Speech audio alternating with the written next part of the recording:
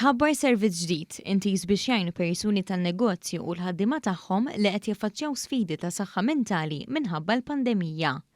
Is-servizz bl-isem ta' Ment Plus huwa frott ħidma konġunta bejn il-Malta Enterprise, Business First, il-Kamra tal-Kummerċ, il-Kamra tan-Negozji Żaru Medji u l-Fondazzjoni Richmond.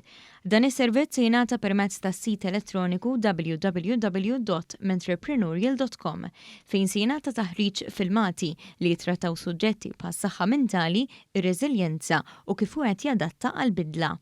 Min ikollu bżonn għajnuna lil minn hekk, il-Fondazzjoni Richmond se tipprovdi aktar għajnuna b'sessjonijiet dettaljati li jindirizzaw il-ħtiġijiet tal-individwu.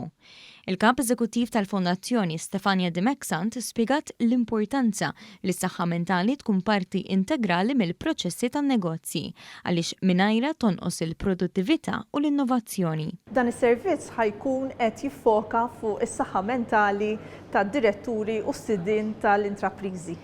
Inħeġġuhom biex jikkuntattjawna ħalli flimkien nesploraw kif jistgħu jimxu l-qudiem u jelbu l-impatt tal-pandemija. Il-kap eżekuttiv ta' Business First, Marika Tonna, qalet li mill-esperjenza diretta ma' negozjanti u l-intraprendituri tul il-pandemija ħareġ ċar li dawn ġarbu diversi sfidi meta ġew biex jindirizzaw bidliet f'daqqa li ġabet magħha il-pandemija. Fejn is-soltu aħna dejjem konna ngħinuhom b'mod finanzjarju ħriġna dan is-servizz fejn qegħdin nippruvaw ngħinu lill-sidien tan-negozju fuq is-saħħa mentali.